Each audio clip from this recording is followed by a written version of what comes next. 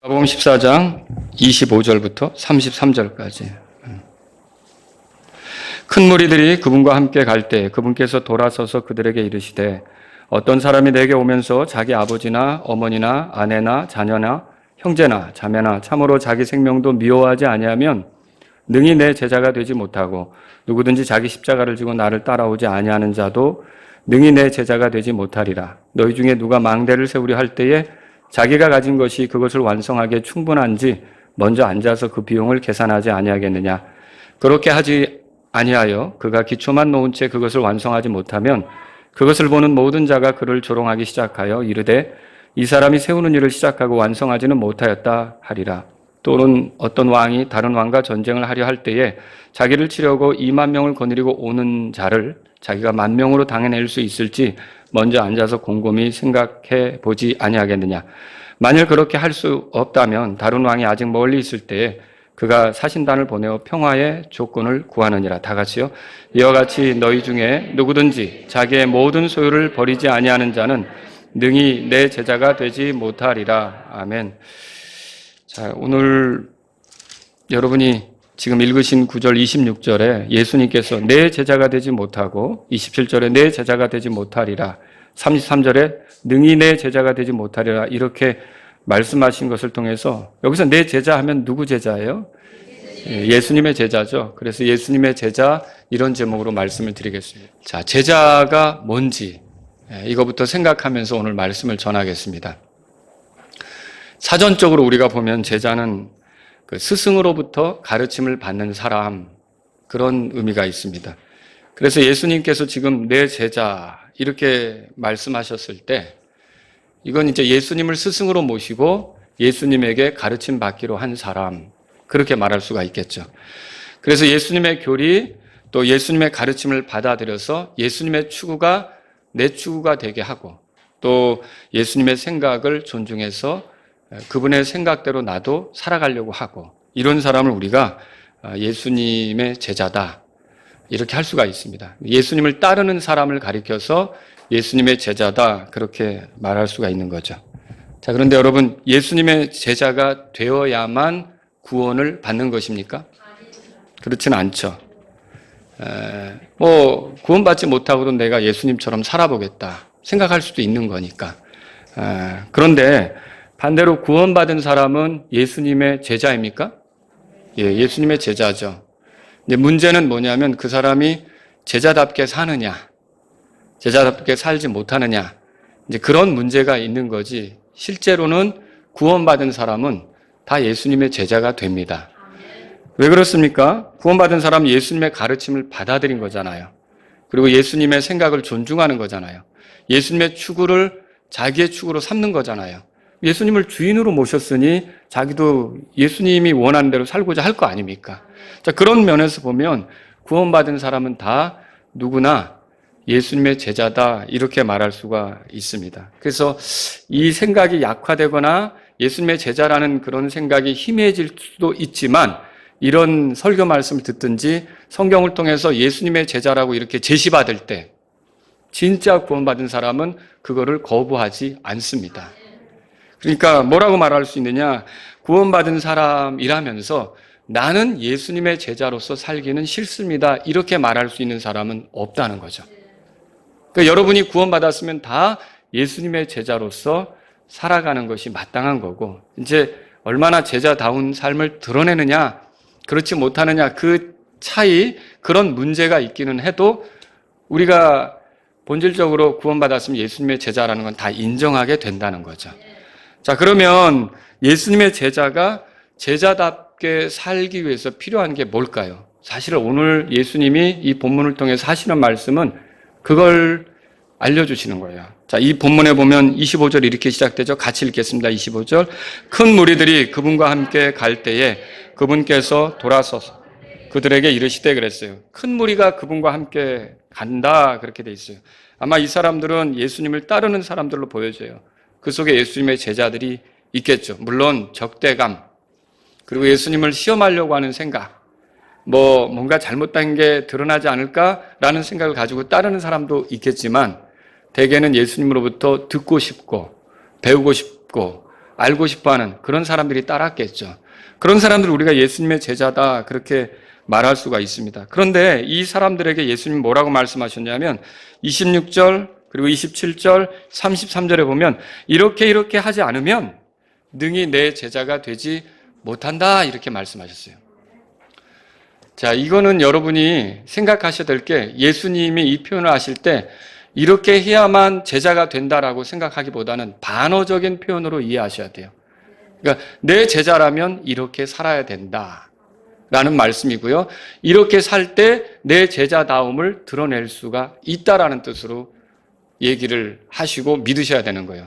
여러분이 이런 여러 가지 어떤 우리가 뭔가를 잘 실행해서 우리가 구원받는 거 아니잖아요. 우리가 구원받는 건 어떤 행위로 구원받는 게 아니란 말이죠. 은혜로 구원받는 거죠. 그리고 구원받으면 이미 예수님의 제자잖아요.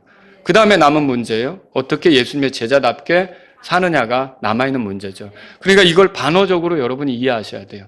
아, 예수님의 제자라면 이렇게 살 때 예수님의 제자다운 삶을 살겠구나. 이렇게 보셔야 된다라고 하는 거죠. 그러면 어떻게 하는 것이 주님의 제자답게 사는 것입니까? 예수님께서는 이 본문을 통해 세 가지로 가르쳐주고 있죠. 여러분 다 예수님의 제자입니까? 그럼 오늘 내가 제자답게 잘 살고 있는지를 이 말씀에 비추어 이렇게 비교해 보면 좋겠다는 거죠.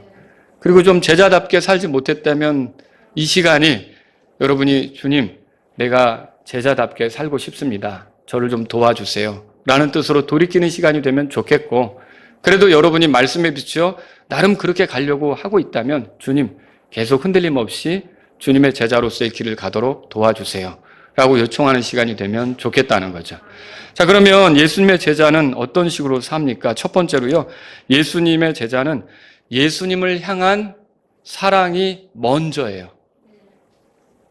모든 우리가 살아가면서 사람과의 관계를 맺잖아요. 그럼 모든 어떤 관계, 사람과 맺는 관계 속에서 뭐가 제일 중요한 관계냐라고 물으면 예수님과의 관계가 제일 중요합니다. 이렇게 말하는 사람, 그렇게 고백하고 그 고백대로 살아가는 사람이 예수님의 제자답게 사는 사람이다. 그렇게 말할 수가 있는 거죠. 자, 여기 성경을 보겠습니다. 26절 같이 한번 읽어보겠습니다. 어떤 사람이 내게 오면서 자기 아버지나 어머니나 아내나 자녀나 형제나 자매나 참으로 자기 생명도 미워하지 아니하면 능히 내 제자가 되지 못하고 그랬어요. 여기 열거된 대상을 보세요. 아버지나 어머니, 아내나 자녀, 형제나 자매, 이들을 미워하지 않으면 내 제자가 되지 못한다고 예수님께서 말씀하셨어요. 그러면 이 사람들에 대해서 예수님께서 혐오하고 증오하고 상대하지 말아야 된다, 그런 뜻으로 말씀하시는 것입니까? 그렇지는 않다는 거죠. 이걸 보려면 우리가 구약 성경에서 도움을 받을 필요가 있어요. 여러분 창세기 29장에 가보세요. 창세기 29장 한번 펴보세요. 창세기 29장. 자, 야곱에게는 두 아내가 있었습니다. 라헬과 레아가 있었죠. 자, 이 두 아내 중에 야곱이 정말로 사랑했던 여자는 라헬이었습니다. 라헬을 얻기 위해서 7년간 수고를 했는데 이제 결혼식을 치르고 잠자리를 하려고 이제 들어갔죠. 그때는 지금처럼 불이 밝지 않았던 모양이에요. 그러니까 전기도 없고 그러니까 깜깜했겠죠. 그런데 잠자고 일어나 보니까 라헬이 아니고 누구였습니까? 레아였죠. 외삼촌 라반이 레아를 이렇게 야곱의 아내로 넣어주게 된 거죠. 그렇게 하는 바람에 결국은 야곱은 두 아내를 데리고 살아가게 된 거죠. 자, 이 둘 중에 누구를 더 사랑했습니까? 라헬을 더 사랑한 거죠. 그런데 성경에는 이렇게 써 있어요. 거기 31절에 우리 읽어보겠습니다. 31절. 주께서 레아가 미움받는 것을 보시고 그녀의 태를 여셨으나 라헬은 수태하지 못하였더라. 레아가 미움을 받았다라고 그렇게 표현했어요. 자, 그러면 이렇게 미움을 받았다고 했을 때 야곱은 레아에 대해서 증오하고 혐오하고 상대도 안 하고 같이 잠자리도 안 하고 쳐다보지도 않고 이렇게 했다는 겁니까? 그게 아니었죠. 그게 아니었어요. 어떻게 알 수 있습니까? 여러분이 성경을 통해서 이렇게 읽어보신 분은 알겠지만 이 르우벤, 첫 번째 아들, 야곱의 첫 번째 아들 르우벤, 또 시므온, 레위, 유다, 요 네 명이 다 야곱이 레아를 통해서 얻은 아들이에요. 거기서 끝나지 않고 딸 디나도 레아를 통해서 얻었어요. 그리고 다른 두 아들이 더 있는데 이사가라고 스불론 있죠. 이 두 아들도 레아를 통해서 얻었어요. 야곱이 모두 12명의 아들을 얻었고 딸 하나가 있었는데 그 중에 12명 중에 6명을 이 미움을 받았던 레아를 통해서 얻었어요. 그리고 딸 디나도 레아를 통해서 얻었고요. 그러면 여기서 미움을 받았다는 말이 증오를 당하고 상대도 안 하고 뭐 혐오 대상이 되고 이걸 얘기하는 겁니까? 그렇지 않죠. 그 앞에 구절을 한번 보시면 좋겠습니다. 이게 뭘 얘기하는 것인지 30절 보겠습니다. 30절 읽겠습니다. 그가 라헬에게도 들어가니라. 그가 또한 레아보다 라헬을 더 사랑하고 또 다른 7년을 여전히 그와 함께 하여 섬기니라 그랬어요. 여기 레아보다 라헬을 더 사랑했다 그랬죠. 그럼 여기 미워하다라는 말의 의미는 덜 사랑했다. 그러니까 우선순위로 말하면 밀린 거죠. 레아를 아주 싫어했다는 게 아니라 레아도 좋아했고 라헬도 좋아했지만 꼭 한 사람하고 더 이렇게 시간을 보내야 된다면 누구를 택하려고 한 거예요? 라헬을 더 택하려고 했던 거죠. 이거를 우리가 성경을 통해서 보게 되는 거예요. 또 한 예를 든다면 말라기서 1장 2절 3절에 이런 말이 있어요. 내가 야곱을 사랑하고 에서는 미워하였으며 하나님 말씀이죠. 그러면 하나님께서는 에서는 정말 상종하지 않고 혐오하고 증오하셨습니까? 그렇지 않죠. 우리가 성경을 통해 보면 신명기 2장 25절에 에서의 목도 챙겨줘요. 에서의 상속지도 하나님께서 챙겨준단 말이죠. 에돔 족속이 살아가도록. 그리고 나중에 출애굽을 한 이스라엘 백성이 그 에돔 땅 같은 거는 건들지 못하게 하고 에서의 몫으로 따로 준다는 거죠.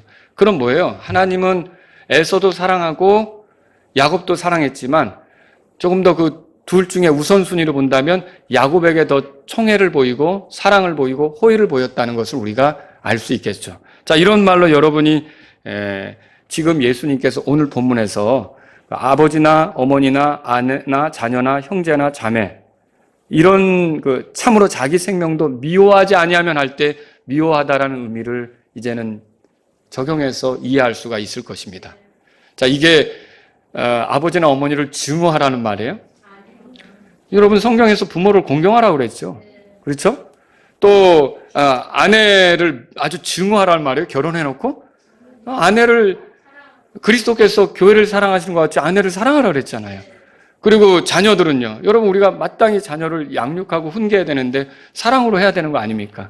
분명히 우리는 이 사람들을 사랑해야 하고 돌보고 이렇게 해야 되는 것이죠. 그런데 뭘 말하는 거예요?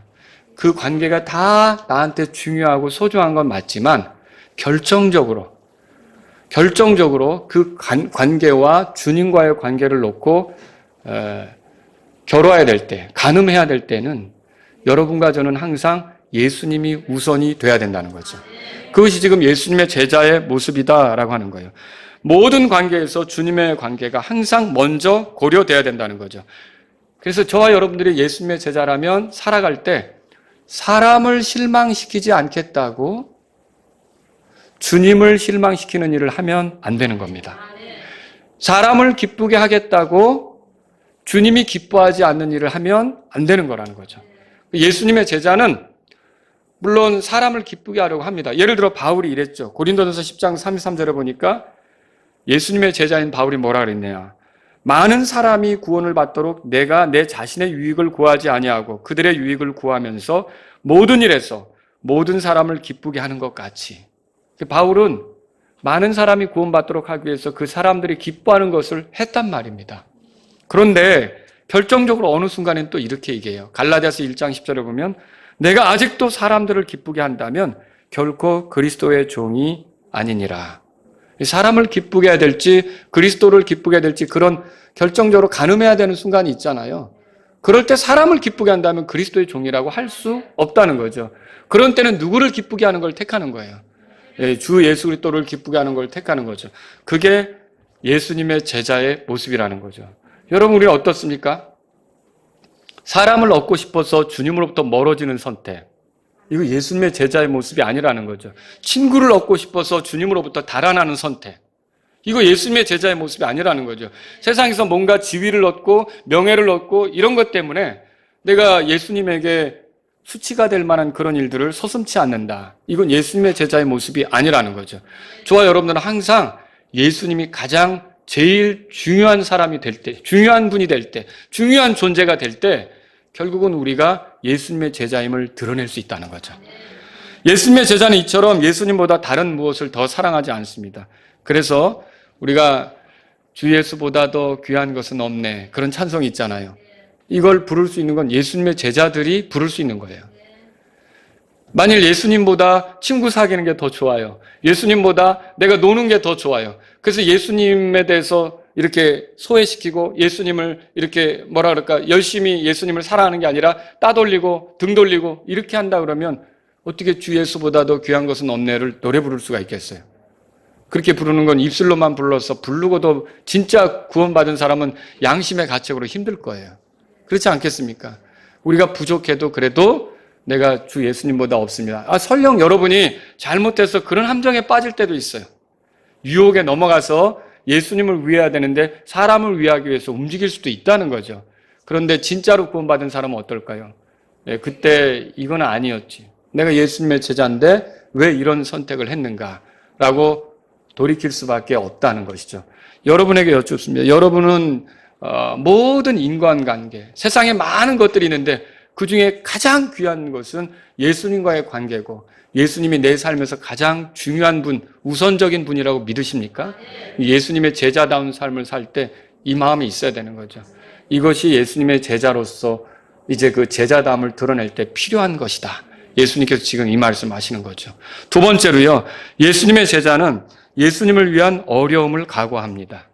27절에 보세요. 27절 다 같이 읽겠습니다. 누구든지 자기 십자가를 지고 나를 따라오지 아니하는 자도 능히 내 제자가 되지 못하리라 그랬어요. 자기 십자가를 지고 나를 따라오지 않는 자는 내 제자가 되지 못한다, 그렇게 말씀하셨어요. 자, 이런 말씀은 여기만 나온 게 아니에요. 들어보세요. 누가복음 9장 23절에 또 그분께서 그들 모두에게 이르시되 어떤 사람이 나를 따라오려거든 자기를 부인하고 날마다 자기 십자가를 지고 나를 따를지니라. 또 마태복음 10장 38절에 또 자기 십자가를 지고 내 뒤를 따르지 아니하는 자도 내게 합당하지 아니하니라. 이 세 구절이 모두 예수님을 따를 때는 자기 십자가를 져야 된다, 그렇게 말하고 있어요. 그러면 여러분, 여기 자기 십자가가 뭡니까? 우리가 이 자기 십자가를 잘 생각해야겠죠. 자, 우리는 이런 얘기를 들을 때가 있어요. 자기에게 있는 고질적인 문제를 자기 십자가라고 얘기하는 경우죠. 예를 들어 믿지 않는 남편이 나 신앙생활하는 걸 괴롭힌다. 그러면 그게 내 십자가야. 들어보셨는지 모르겠어요. 이런 얘기하는 경우. 그리고 내가 어떤 나를 걱정시키는 아들이 있을 때 그게 내 십자가지. 이런 식으로 얘기하는 경우를 여러분이 들으셨을 때가 있을 거라는 거죠. 그런데 이때 예수님이 말씀하신 십자가는 그게 아닙니다. 자기 십자가를 진다는 건 그게 아니에요. 여러분, 십자가는요, 고통스럽게 죽어가는 사형틀입니다. 그 십자가는 로마 시대에 가장 잔혹한 죄인을 처리하기 위해서, 또 그것도 그를 수치스럽게 대우하면서 처리하기 위해서 만들어진 형벌이 십자가형이에요. 가장 부끄럽게 사람을 대우하는 게 십자가형이죠. 그래서 이 십자가형을 당하는 사람은 어떻게 되느냐? 많은 사람이 지켜보는데 옷이 벗겨지는 거예요. 벌거벗겨지고 채찍질을 당하는 거죠. 공개적으로 때려 맞는 거예요. 두드려 맞는 거죠. 채찍질을 당하는 거죠. 그리고 사람들이 어떤 모욕과 비난을 주더라도 그걸 다 당해야 돼요. 얼마나 끔찍한 죄인이면 그런 일을 당하겠어요. 거기다가 이제 이 가슴팍에는 죄패를 이렇게 목에 걸게 됩니다. 거기에 자기가 지은 죄를 공개적으로 아주 간음했다든지 아주 심각한 무슨 잔혹한 일을 했다면 거기다 그걸 걸고 가게 되죠. 그리고 자기가 형장으로 가게 되는데 자기가 매달릴 그 십자가 있죠? 그거를 지고 가는 거예요. 그거를 지면서 힘들게 질질 그 십자가를 끌고 그 형틀을 끌고 형장까지 가는 거죠. 이걸 우리가 생각해 보면요, 굉장히 거기에 수치스러움, 부끄러움, 이런 치욕스러움, 고통, 이런 것들이 여기 들어있다는 걸 알 수가 있어요. 예수님이 십자가를 지셨습니까? 예수님도 자기 십자가를 지셨습니까? 그랬죠. 예수님은 그 십자가를 지도록 어떤 뭐 강요 당했습니까? 기꺼이 그분이 원하셔서 그걸 지신 겁니까? 그분이 아버지의 뜻을 알고 순종하는 마음으로 원하셔서 그 십자가를 진 거죠. 그런데 이렇게 할 때 예수님이 그 지고 가신 십자가를 가만히 생각해 보시라는 거죠. 거기에는 부끄러움이 있었어요. 수치가 있었어요. 그리고 능욕당하는 게 있었어요. 그리고 고통당하는 게 있었어요. 그게 예수님이 지고 간 십자가다. 그렇게 말할 수 있는 거죠. 그러면 예수님에게 있어서 십자가는 그런 의미인데, 그렇다면 예수님이 지금 자기 십자가를 지라는 말은 무슨 뜻일까요? 이건요, 예수님이 우선시 되는 게 필요하다 그랬죠? 그것 때문에 저와 여러분들이 세상으로부터 능욕을 당하거나 부끄러움을 당하거나 수치스럽게 되는 것을 각오하고 견딜 줄 아는 거, 그걸 맞이할 줄 아는 게 자기 십자가를 지는 거라는 거죠. 지금 그걸 얘기하고 있는 거예요. 그래서 여러분, 예수님에게 있어서 십자가는 무슨 표시냐면 세상이 그분에 대해서 달가워하지 않는다는 표시예요. 세상이 그분을 기뻐하지 않는다는 표시죠. 그분을 기뻐했고 좋아했더라면 십자가 못 박으라고 외치겠느냐는 거예요. 근데 예수님을 못마땅하게 여기기 때문에 십자가 못 박으라고 외쳤던 거죠. 이제 우리가 자기 십자가를 진다는 것은 무슨 의미가 있습니까? 이처럼 우리가 때로는 주님을 우선시해서 따라가다 보면 세상이 우리를 달가워하지 않을 수 있다는 거죠. 우리에 대해서 부끄럽게 만들려고 할 수 있고, 우리를 따돌릴 수도 있고, 우리를 괴롭게 할 수도 있다는 거죠. 이런 것들을 기쁘게 받아들일 줄 아는 것, 이것이 자기 십자가를 지는 거라는 거죠. 대표적인 예를 볼게요. 사도행전 5장을 펴보세요. 사도행전 5장에 자, 초대 교회는요, 복음을 전했는데 이 유대인 종교 지도자들은 복음을 전하는 예수님의 제자들을 좋아하지 않았어요. 그러나 예수님의 제자들은 예수님을 사랑했기 때문에 그분이 명령하신 것, 너희는 내 증인이 되라고 한 그분의 명령하신 것을 가볍게 다룰 수가 없었던 거죠. 그래서 부지런히 복음을 전했죠. 근데 그때마다 위협이 있었고 매질이 있었고 아주 부끄럽게 하는 일이 있었다는 거죠. 그런데 사도행전 5장에 보시면 41절에 다 같이 읽겠습니다. 41절 읽습니다. 그들은 자기들이 그분의 이름으로 인해 수치당하는 일에 합당한 자로 여겨진 것을 기뻐하며 공의 앞을 떠나니라. 자, 여기 수치당하는 일에 합당한 자로 여겨진 것. 자기들이 누구 때문에 수치당하는 거예요? 예수님 때문에 수치당하는 거죠. 이렇게 된 거를 불쾌하게 생각하거나 내가 예수님을 살려고 했는데 왜 이런 일을 당합니까 하나님? 하고 원망한 게 아니라는 거죠. 뭡니까? 내가 이렇게 복음을 전했는데 도와주셔야죠. 정말 속상합니다. 이게 아니라는 거죠. 그냥 예수님을 위해서 복음을 전하다가 사람들에게 굴욕적으로 대우받고 매맞고 아주 사람들에게 정말 부끄러운 수치스러운 그런 대우를 받았는데 어떻게 했느냐면 그걸 기쁘게 여겼다는 거죠. 이게 자기 십자가를 지는 자세다. 지금 우리가 예를 여기서 발견할 수 있는 거죠. 예수님은요, 이렇게 예수님을 따른다는 이유로 너희가 환영받지 못할 수 있는데, 세상 사람들로부터 환영받지 못할 수 있는데, 그때 그것을 기쁘게 여기라는 뜻으로 자기 십자가를 지고 나를 따르라. 이렇게 말씀하셨다는 거죠.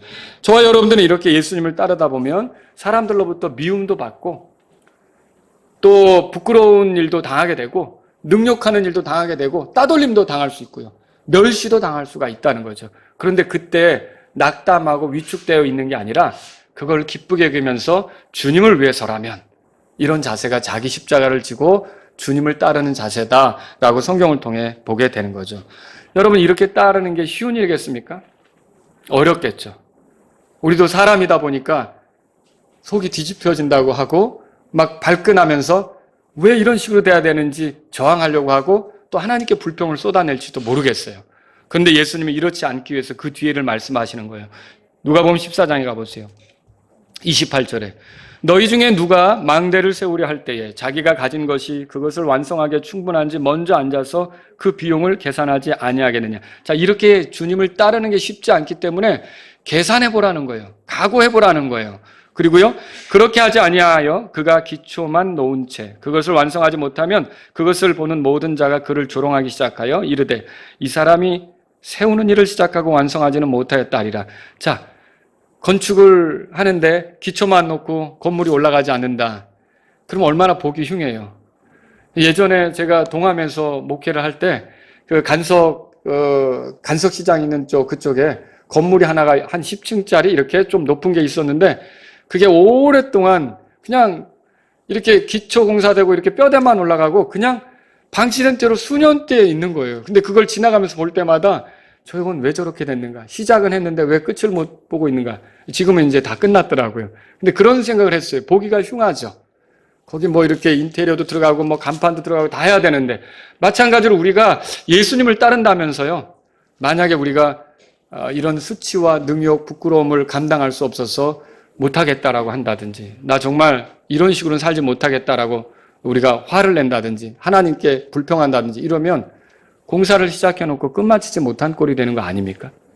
주님은 우리가 그렇게 되는 걸 원치 않는다는 거죠. 그 밑에 보세요. 자, 31절. 또는 어떤 왕이 다른 왕과 전쟁을 하려 할 때에 자기를 치려고 2만 명을 거느리고 오는 자를 자기가 10,000명으로 당해낼 수 있을지 먼저 앉아서 곰곰이 생각해 보지 아니하겠느냐. 30절 다 같이요. 만일 그렇게 할 수 없다면 다른 왕이 아직 멀리 있을 때에 그가 사신단을 보내어 평화의 조건을 구하느니라. 자, 먼저 진지하게 생각해 봐야겠죠. 여러분, 예수님을 따른다는 건요, 쉬운 일이 아니라는 거죠. 그 주님이 나를 부르신 거에 맞게 걸어간다는 건요, 쉬운 일이 아니라는 거죠. 여러분, 예수님을 따르는 게 쉬운 일이라고 생각하셨어요? 우리가 잘못된 그 복음을 들어서, 그 복음도 아니죠. 예수 믿으면 잘 됩니다. 예수 믿으면, 그럼 잘 되는 게 뭐냐? 영적으로 잘 되는 게 아니라 이 사람들이 말하는 게 물질적으로 잘 되고 안 아프고 형통하고 시험도 다 통과하고 자격증도 다 잘 따고 취직도 잘 되고 예수 믿으면 잘 됩니다. 이런 소리를 들은 거예요. 과연 그렇습니까? 바울이 뭐라 그래요? 하나님의 왕국에 들어가려면 환난을 겪어야 된다 그러잖아요. 그게 많은 환난을 거쳐서 가는 거잖아요. 우리가 그게 조건은 아니더라도 하나님 왕국에 들어가기로 된 사람이 그 가는 과정이 쉬운 게 아니잖아요. 철로 역정이라고 그러죠.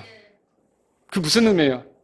하늘로 들어가는 길이 쉽지 않다는 거잖아요. 그 과정이 얼마나 어려운 거를 얘기하고 있잖아요. 저와 여러분들이 예수님을 따르는 것을 쉽게 생각하면 안 된다는 거죠. 아예 예수님을 처음 믿을 때부터 이제 내가 주님을 따르는 것은 세상이 싫어하는 일을 이제 내가 하기 시작했기 때문에 세상으로부터 미움받고 따돌림받고 부끄러움 당할 수 있다는 것을 각오하고 가셔야 되는 거죠.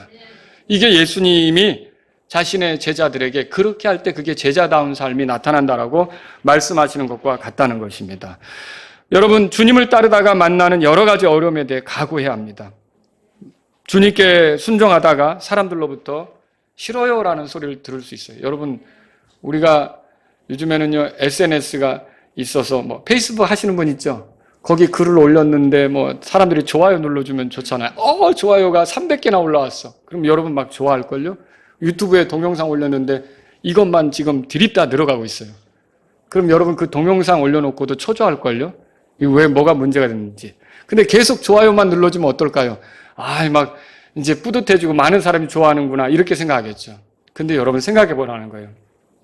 내가 예수님을 위해 어떤 표현을 하고 예수님을 위해 더 좋은 선택을 하려고 하고 예수님이 기뻐하는 것을 추구하고 이렇게 가는 과정에는 나를 지켜보면서 어떤 사람들이 싫어요. 마치 그걸 누르듯이 싫어요. 싫어요. 이렇게 하는 사람들이 있다는 거죠. 그래도 여러분 주님을 위해서 그 소리를 들어가면서 가실 수 있겠냐는 거예요. 그게 자기 십자가를 지는 것과 같다는 것이죠. 저와 여러분들이 예수님의 제자답게 산다면 바로 이런 것들이 필요한 거예요. 사람의 눈을 의식하기보다는 사람이 나를 좋게 보기보다는 물론 좋게 봐주고 간증을 좋게 싸서 그들을 주님께로 인도하면 좋은데 그들의 마음을 얻겠다고 내가 주님이 싫어하는 것을 해서는 안 되는 거잖아요. 그래서 그들이 싫어하는 그런 경우라도 만약에 그게 주님이 기뻐하는 거라면 나는 기꺼이 주님을 위한 선택을 하겠다. 이것이 예수님의 제자로서의 모습이라는 거죠. 세 번째로 말씀드립니다. 세 번째는요, 예수님의 제자는 예수님의 주권 아래 청지기로 살아갑니다. 그래서 33절을 보세요. 33절 다 같이 읽겠습니다. 이와 같이 너희 중에 누구든지 자기의 모든 소유를 버리지 아니하는 자는 능히 내 제자가 되지 못하리라. 이단들이 이 구절을 가져다가 엄청 써먹습니다. 예수님의 제자라면 모든 소유를 갖다 바쳐라 뭐 이런 식이죠. 그래서 특히 주님이 곧 오시는데 가지고 있으면 뭐하냐라고 자꾸 바쳐라 뭐 이런 얘기 많이 하죠. 근데 그 단체는, 이단 단체는 주님이 오시는데 뭘 그렇게 쓸어 모으려고 합니까? 예, 그렇죠. 피장파장인데. 근데 그렇게 한단 말이죠. 계속 갖다 바치라 막 이렇게 한다는 거예요. 기복신앙에 빠져서 자기 자녀들을 생각하지 않고 갖다 바치는 거예요. 근데 어떤 분은 그렇게 진짜 그런 거 있잖아요. 옛날에 부흥회 하면 서원하잖아요. 서원. 얼마 바치겠다고. 막 부흥 강사가 막 열기를 돋군 뒤에 이제 지금 드릴 수 없으면 작정해서라도 쓰라고 그랬는데 어떤 분이 10억을 썼어요. 바치겠다고. 그래서 옆에서 지켜보고 있던 분이 어떻게 그렇게 쓰냐 그랬더니 내가 못하면 우리 자녀라도 하게. 왜 그렇게 하죠?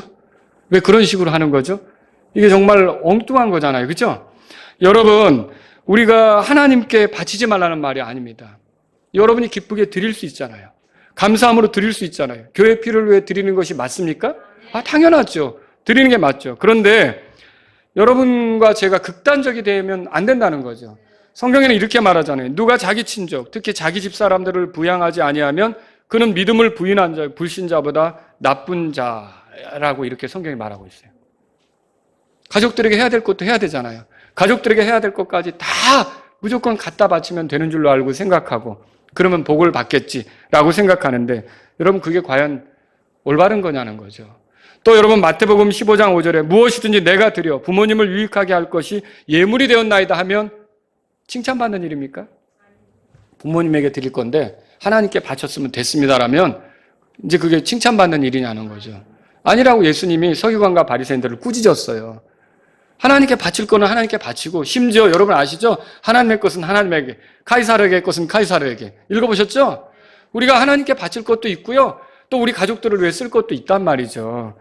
여러분과 제가 오해해서는 안 되는 게 하나님께 이 구절을 가져다가 보세요. 33절에 자기의 모든 소유를 버리지 아니하는 자는 이거를 가져다가 여러분이 이거를 읽을 때 이게 내 통장의 잔고를 0으로 만들려고 하는 거구나. 맞아요? 하나님께 바치고 내 통장의 잔고는 0으로 만들려고 하는 거구나. 맞냐는 거죠. 또 모든 보험을 해약하고 모든 저축을 다 깨서 모든 것들을 다 하나님께 바치라는 그 소리냐는 거죠. 아니죠. 여러분 하나님께서는 그리스도인의 삶의 소유권을 인정하십니까? 어떤 물건을 그 사람이 수고해서 얻어서 소유하는 걸 인정하시냐고요. 당연히 인정하죠. 그리스도인은 각자의 수고대로 자기 것을 소유할 수 있어요. 그게 하나님이 주신 거죠. 하나님이 주셔서 소유하는 거죠. 근데 여기서 버린다는 말은 그럼 무슨 뜻입니까? 이거는 집착하지 않는다는 말입니다. 예수님의 제자에게 요구되는 건 뭡니까? 예수님이 주인이시라는 거예요. 그리고 내게 주어진 것은 다 그분이 나에게 주신 것으로, 나에게 맡기신 것으로, 내가 관리하도록, 그리고 주님의 영광을 위해 잘 적절히 써보도록 나를 청지기로 여겨서 내게 맡기신 거라는 생각을 해야 된다는 거죠. 그러니까 여기서 이와 같이 너희 중에 누구든지 자기의 모든 소유를 버리지 아니하는 자는, 이 말은 바꿔 말하면 이런 거예요. 우리에게 주어진 모든 것에 대해서 청지기적인 마음가짐으로. 청지기가 뭐예요? 내 것은 아닌데 나에게 맡겨진 것을 관리해서 나에게 맡긴 사람의 유익을 위해서 사용하는 게 청지기 아닙니까? 그런 청지기 자세로 이렇게 살아가라는 뜻으로 이 말씀을 하시는 거다라고 하는 거죠. 오늘 우리가 주어진 것을 잘 관리하되 그것을 사용할 때 주님의 주권을 인정하는 것이 필요합니다. 우리는 우리의 소유물을 대할 때 누가복음 12장에 나온 그 부자 있죠. 막 쌓을 곳이 모자라가지고 창고를 더 짓고 싶어 했던 그 부자. 근데 그 부자는 생각 속에 하나님에 대한 생각이 있어요, 없어요? 부자는 부자인데 하나님에 대해서는 가난했잖아요. 하나님에 대해서는 빈털터리예요. 그러니까 어리석은 부자라고 그랬잖아요. 그래서 저와 여러분들은 이 어리석은 부자처럼 되면 안 돼요. 내게 있는 모든 것은 다 하나님이 나에게 주셨다라고 여러분이 생각하셔야 돼요. 시간도 마찬가지고 재능도 마찬가지고 여러분이 이 모든 것들이 하나님이 나에게 주셔서 이런 것들을 주님의 영광을 위해서 적절히 관리하고 사용할 수 있어야 된다라고 믿으셔야 된다는 거죠. 하나님을 잊고 자기만 위에 쌓아두는 이런 부자처럼 해서는 안 되는 거예요. 청지기적인 자세로 우리가 살아가는 거. 이게 바로 여기 자기의 모든 소유를 버린다는 말이 거기에 있는 거죠. 그 의미가 그거라는 거죠. 하나님께 드린다는 것은 두 가지로 생각해 볼 수 있어요. 여러분이 오늘도 아까 우리가 드리는 시간을 가졌을 때 이제 우리 교회에서는 이렇게 경배 중에 찬송도 드리고 감사도 드리고 기도도 드리고 말씀을 들으면서 마음도 드리고 하는데 또 이렇게 우리에게 주신 것들도 드린다라는 시간으로 이렇게 드리는 시간을 갖는데 근데 이때 드릴 때에 사람의 마음은 두 가지로 나타날 수 있어요. 내 것을 주께 드린다. 내 것을 그래도 이만큼이라도 드린다. 이 생각이 있고요. 주님이 주신 것을 주님께 돌려드린다. 이것이 다 주님 것인데 주님의 필요, 교회의 필요, 주님의 영광을 위해서, 복음 전환을 위해서 주님께 돌려드린다. 여러분 어떤 겁니까? 전자입니까? 후자입니까? 후자가 여기에 예수님의 제자다운 삶을 사는 사람이다라고 하는 거죠. 우리는 내 것을 드린다? 여러분 구원받으면 내가 주인이에요? 예수님이 주인이에요? 그럼 예수님이 주인이면 내게 있는 것은 다 누구 거예요 사실은? 예수님 거예요. 여러분과 제가 이게 사실은 가지고 있는 게 다 예수님 거란 말이죠. 그게 예수님의 제자의 삶이에요. 그래서 주님의 필요를 느낄 때 주님이 원하시면 어린 나귀도 풀어드리고 다락방도 내드리고 뭐 이렇게 한 사람처럼 우리가 가진 것을 주님이 필요하시다면 기꺼이 주님 이렇게 하는 것이 우리가 지금 이 예수님의 제자다운 모습이다라고 하는 것이죠. 말씀을 정리해 볼게요. 그리스도인은 모두 예수님의 제자입니다. 맞습니까? 여러분에게 여쭙게요. 여러분은 예수님의 제자가 맞습니까? 예. 그럼 여러분은 예수님의 제자다운 삶을 살고자 하느냐 하는 거죠. 자, 이걸 잃어버리면 여러분 예수님의 제자로서의 이런 모습을 드러낼 수가 없게 되는 거예요. 주님은 우리가 주님을 따를 때 제자다운 삶을 살기를 원하는 거죠. 그러면 예수님의 제자다운 삶은 뭡니까? 예수님과의 관계를 가장 소중히 여기는 사람이 예수님의 제자다운 삶을 사는 거라고 말씀드린 거예요. 예수님은 어머니나 형제들, 아버지나 자녀들을 무시하지 않습니다. 우리가 사랑하길 바라세요. 예를 들어서 예수님 자신도 보세요. 어머니 마리아를 무시하셨는가? 돌아가시기 전에 어머니를 요한에게 맡기죠. 좀 돌봐달라고 맡기잖아요. 그런데 어머니는 얼마나 울었겠죠. 그래도 아들이 죽는데. 그렇잖아요. 근데 그 어머니가 아마도 어쩌면은 그 아들의 죽음을 놓고 굉장히 울고 막 난리를 쳤을 때 그 어머니 생각에서 내가 이러면 안 되겠다라고 십자가에서 내려왔어요? 어머니를 사랑하는 게 맞죠. 그러나 예수님의 마음속에는 아버지의 뜻을 이루는 게 더 중요한 거예요. 아버지의 뜻을 통해서 그걸 성취해서 우리의 구원을 완성하는 게 더 중요한 문제란 말이죠. 그러니까 어머니를 사랑하지 않은 게 아니에요. 사랑했단 말이에요. 그러나 어머니가 싫어하는 일을 한 거예요. 어떻게 보면. 육체의 어머니가. 근데 그게 뭡니까? 자기 자신의 목숨을 아버지의 뜻에 내주는 거 아닙니까? 여러분 그걸 통해서 우리가 알 수 있는 게 뭐예요? 예수님이 하나님 아버지와의 관계를 가장 우선시 하셨다는 걸 볼 수 있죠. 그것처럼 우리가 예수님을 따른다면 이 세상에 많은 관계들이 있지만 우리에겐 예수님과의 관계가 제일 중요하다라고 고백하면서 살아가야 된다는 거죠. 그게 예수님의 제자다운 모습이에요. 그래서 우리에게 한 주간을 보낼 때 누구 만나는 일이 제일 중요해요? 여러분 정말 그렇습니까? 한 주에 첫날이에요. 오늘 첫날이잖아요. 일주일의 첫째 날 아닙니까? 그렇죠? 이 첫날 여러분들은 뭐하러 온 거예요 지금? 주님 만나러 온 거죠. 주님 말씀을 들으면서 오늘도 이 말씀을 들으면서 아 주님이 그런 제자가 되기를 원하시는구나 라고 주님에 대해서 듣는 거 아닙니까?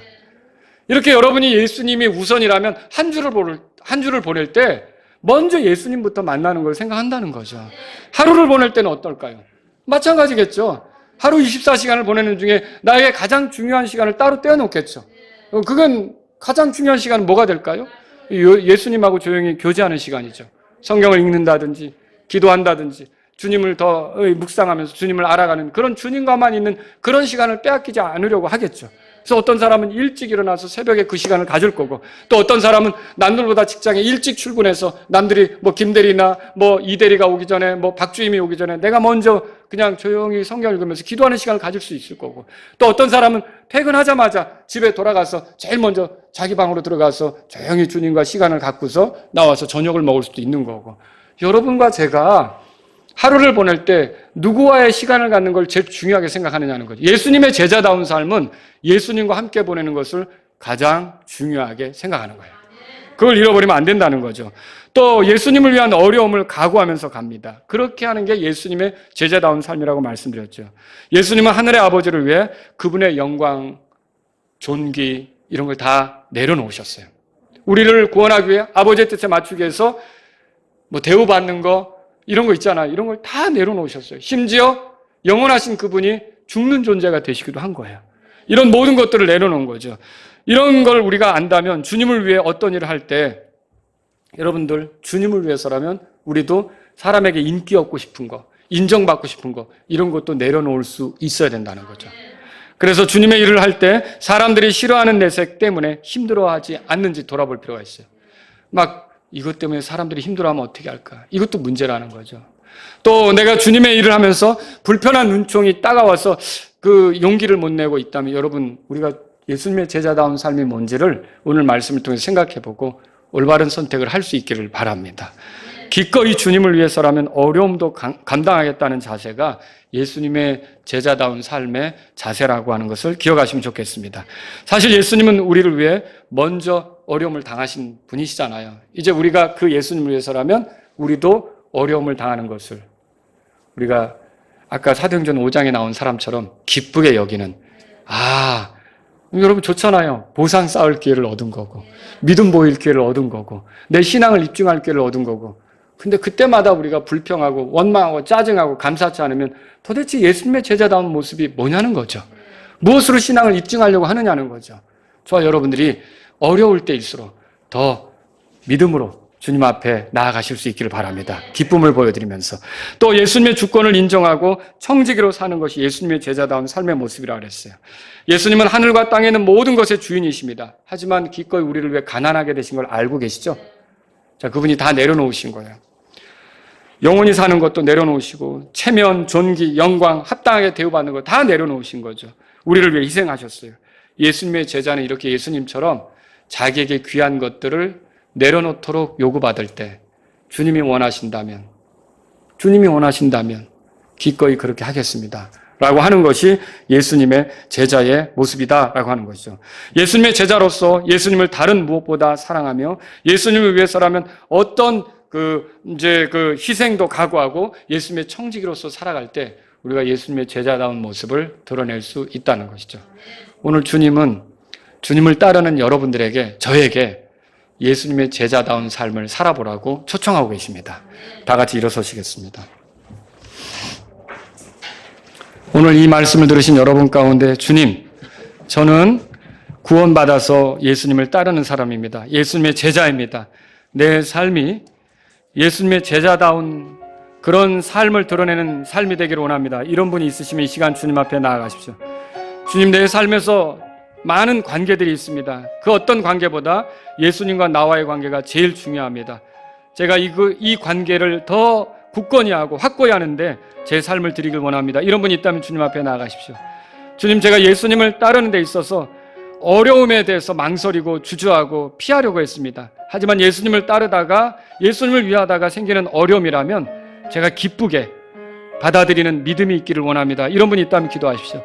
주님, 내게 있는 모든 것들은 시간이든 재능이든 또는 물질이든 어떤 지위든 이 모든 것들은 제가 청지기로서 살아가도록 주님이 주신 거라 믿고 주님을 드러내는데 제가 이걸 사용하기를 원합니다. 이런 분이 있다면 기도하십시오.